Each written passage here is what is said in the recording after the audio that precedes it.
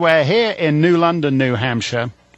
I don't like to complain. I hadn't been to New London for a while. But I was coming in on, I think it's Route 11, New Hampshire Route 11, and on the outskirts of New London, they've got a roundabout. Do you know these things? They have roundabouts in every state now. I've lived in countries with roundabouts. And I correlate the decline of civilization to the incidence of roundabouts. When I was living in the United Kingdom, the roundabouts had roundabouts. Seriously, if you went to towns, big towns, they'd have huge roundabouts with mini roundabouts sort of circling round them like planets around a sun. And if you happen to hit them in the right combination, you'd never get off. It'd be like one of those little where you loop the train tracks and the train just goes round and round forever. You'd be going round and round on the mini roundabouts forever.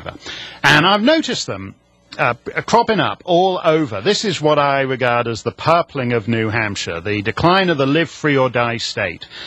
These roundabouts popping up more and more towns. And I think it's like a European thing. People think it's like, you know, voting for John Kerry, having a croissant, putting a roundabout in your town. You become more sophisticated and European.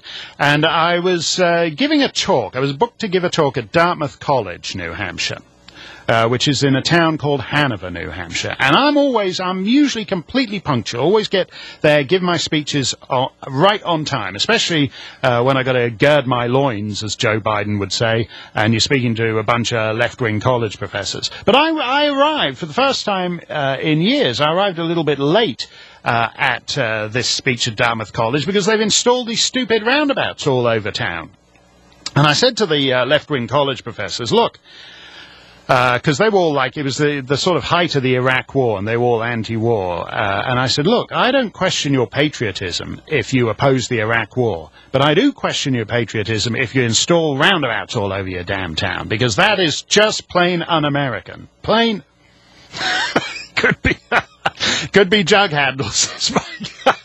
That's very true. I can't stand these roundabouts. Look, I've seen it. It's like in New York, you go to the Statue of Liberty, and Emma Lazarus, in her poem that's on the bottom of the Statue of Liberty, it says, give me your tired, your poor, your huddled masses, yearning to breathe free, the wretched refuse, dying for a chance to get into third gear before the next mini roundabout. That's why some of us came to America. So don't install roundabouts all over your town. If you're a highway engineer, by the way, and you want to make the case for roundabouts, I'd be interested to hear it, because I can't stand them. I always make a point, by the way.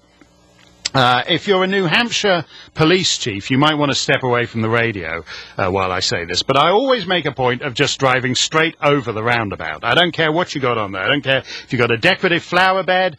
I don't care if you've got the attractive sign saying Dead Moose Junction is twinned with Pyongyang, North Korea. I don't care if you've got a statue of Jacques Chirac up there.